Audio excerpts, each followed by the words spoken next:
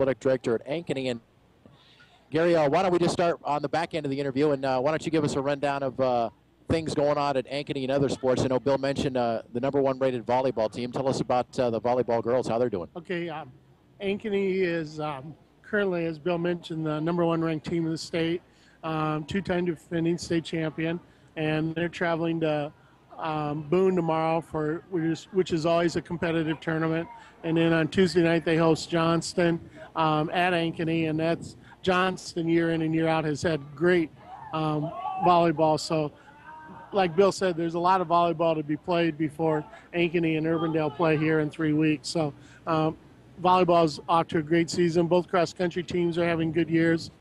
Next Thursday night we host the Ankeny cross-country meet out of DMAC on the DMAC campus, and then our boys golf team is currently the number 2 ranked team in the state with their conference meet coming up on Tuesday, and districts a week from Tuesday.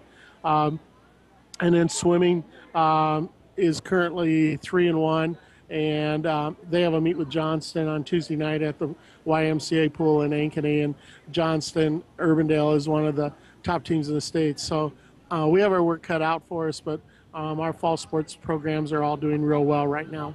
Gary Telford, the athletic director at Ankeny, joining us here. Shields game night crew, Larry Collar and Geoff from Urbandale tonight, 10th rated Ankeny and Urbandale.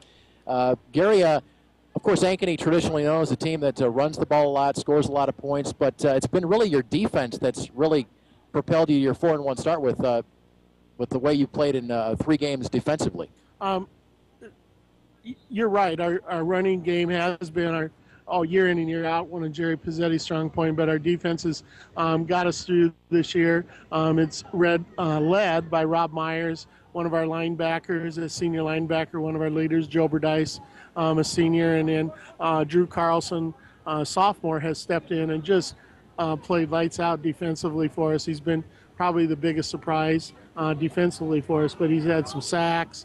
He's been in on a lot of tackles and just done a great job, does things real quietly. Probably don't notice him so much during the game, but you watch the films and you go, my God, the kid had a great game again. And it seems to come week after week with Drew Carlson.